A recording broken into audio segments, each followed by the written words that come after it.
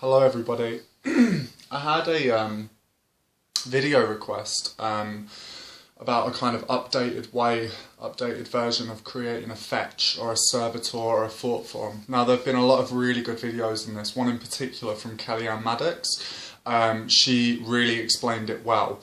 And I love that a lot of chaos magicians tend to have it down when it comes to servitors and fetch spirits. And I loved the different ideas that she had, and it was really interesting. So take a look at that. Hi Kelly.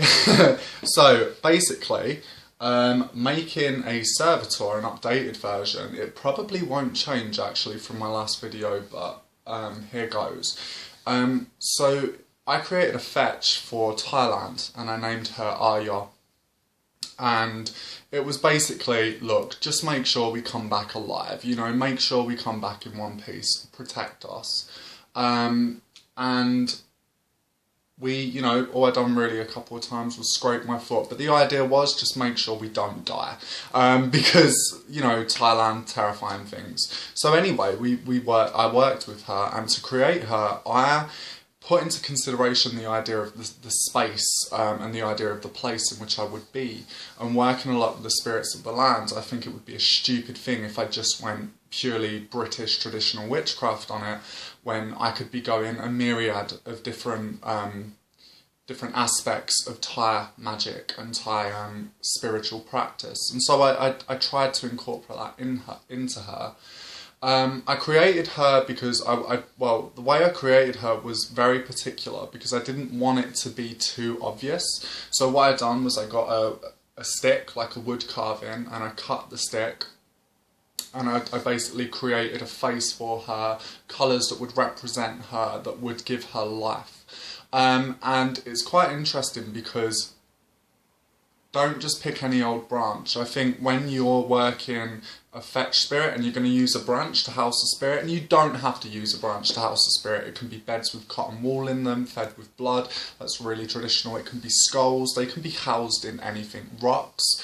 I've seen familiar spirits that have been housed in dolls. So it really does quite depend on your, you know, the purpose of it. Now the stick on which I carved it on had a purpose, because it was holly, tinny, which is my birth tree of the Ogham. And so that to me corresponded very well, but not only that, holly was on our altar, it was on our solstice altar, and so it had all that winter solstice power and energy that we had worked with, imbued within it. It was made sacred. And lights were lit on the offshoot of holly and stuff like that, so it was empowered. And I wanted to make the most out of those energies. For instance though, if you're working love, then why not craft something from a rose bush, or for instance an apple tree. Always ask permission before, but you could do that. Now spirits, in my own personal opinion, are very, very hungry for blood. And blood is that life force, it's that link. And when you bleed for something, you show that you're that desperate to change a situation or to make something happen, your desire, that you are willing to bleed. And by putting your blood into that, you imbue it with life. Blood is life, it is the life force that runs through everything. It is in our veins, it is within us, it is within the animals.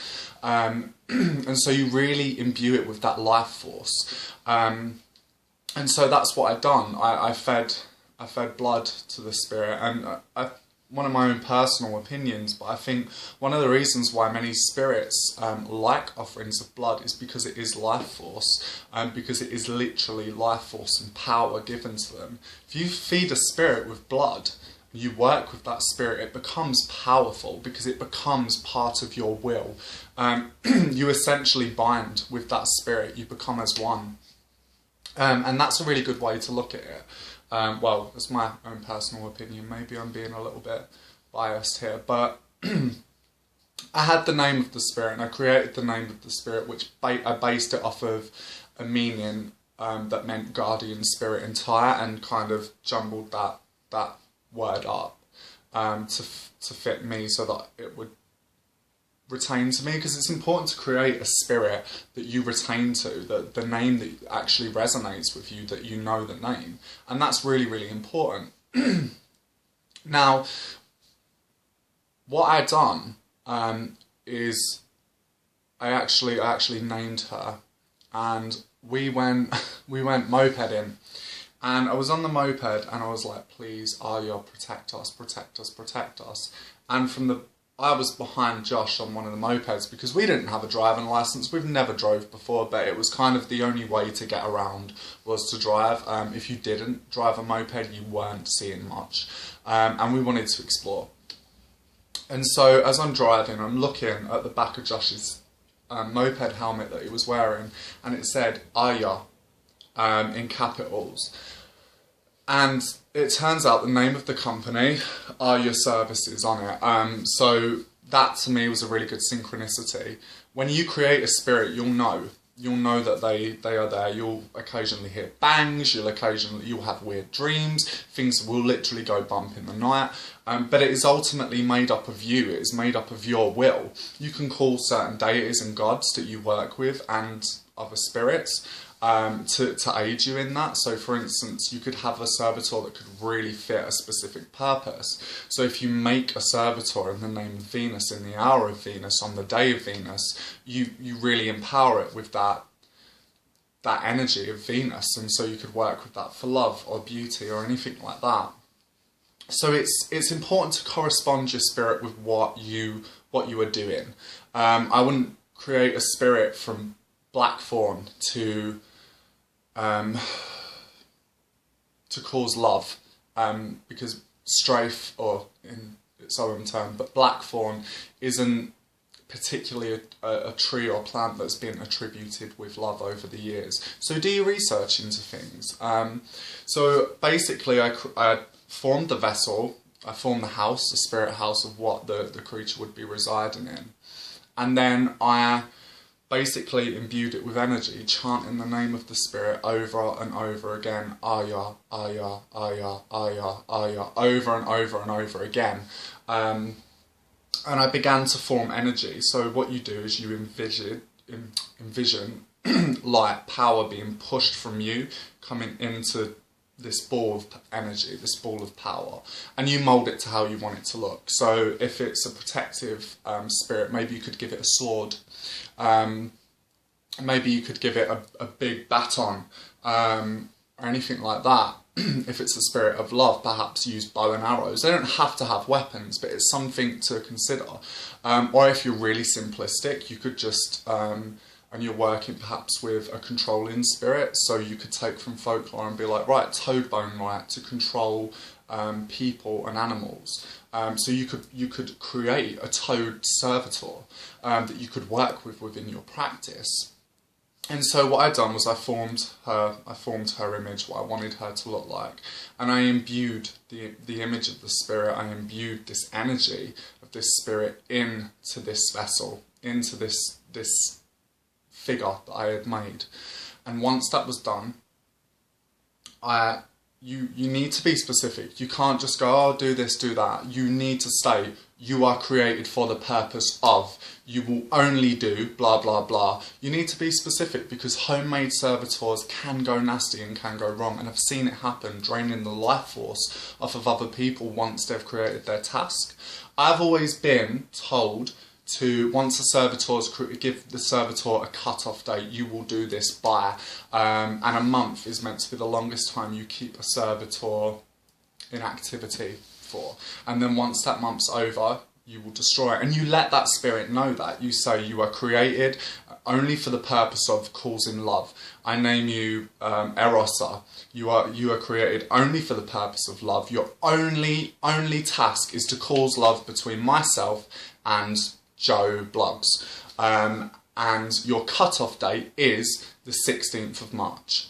And once your cut-off date is done, you will be destroyed and you will exist no more, and your only purpose is to do this. Now, Kellyanne said in her video how she had servitors that she kind of set tasks to and put them in an astral temple that she had. It's up to you guys. I wouldn't do that, but that's only because it's the way that I've been taught, and it doesn't mean that it's wrong if I don't do something. It doesn't mean that, you know, but I've always been told to to remove the spirit once the task has been made. And then once the spirit has been told this, I took string, cotton, and I bound the spirit, and I say, I bind you in this vessel. May you be anchored to this vessel. May, you know, this is your vessel, this is your spirit house.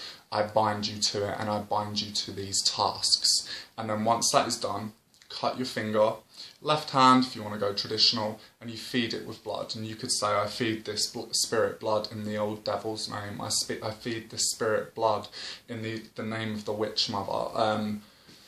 It's entirely up to you. Do your research and see what attributes to that specific spirit that you're going to create. People will work differently with servitors. I have friends that won't give them cut-off dates, but I personally do. But it's, yeah, most people don't normally make a servitor for more than a month, but it has been known for people to work with servitors for a longer period of time. I actually have as well. I've worked with a servitor for a year as a familiar. So yeah, that's basically how you create a servitor.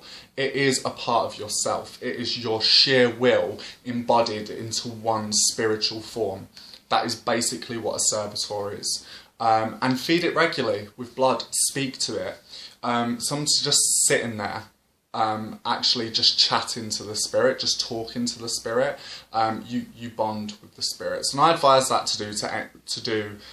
If you have any spirit relationships, speaking to the spirits is key. Even if it's sat down with a cup of coffee, chatting, telling them about your day. With a servitor, it would be different.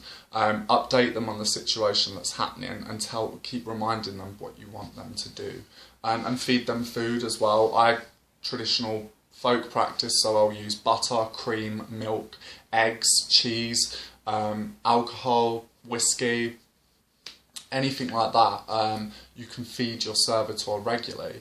In Thailand, because I work with the spirit of place so much, I actually had a vessel of water for that spirit, because a lot of people in Thailand put like fresh cups of water for the spirits, and so that's what I done. And I also had a drink, and I put a straw in the drink and left it on a bench in the corner of our hotel room that we were staying at.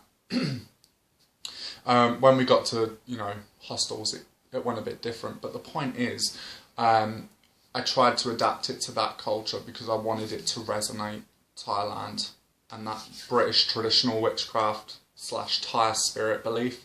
I wanted that to merge into one because it seemed appropriate.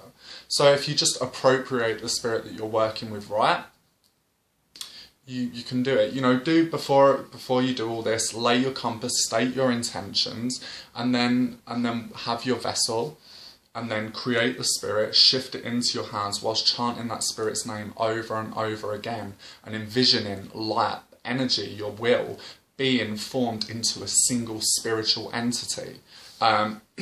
Then you talk to the spirit. You say, your name is Erosa. I create you only and solely for the purpose of causing love between me and Joe Bloggs. Your cut-off date will be the 16th of March, and then you will be destroyed. Your only purpose is to create love between me and Joe Bloggs. And you have to make that intention. Be stern with it, because it is your will.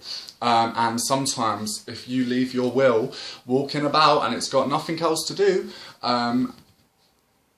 you could be in deep trouble. A lot of people's worst enemies are themselves. So it stands to reason to say that something you could create could have a negative impact on you. So be careful and be specific. Once you do that, you tie the spirit to the vessel. You push the spirit into the vessel. You tie that spirit down, say, I tie you into this vessel, this is your spirit house, I create this as your spirit house. And then you take a prick of blood and feed it and say, I feed you with my sheer will, I put my will into you, and my will is, cause love between me and Joe Bloggs by the 16th of March, so be it.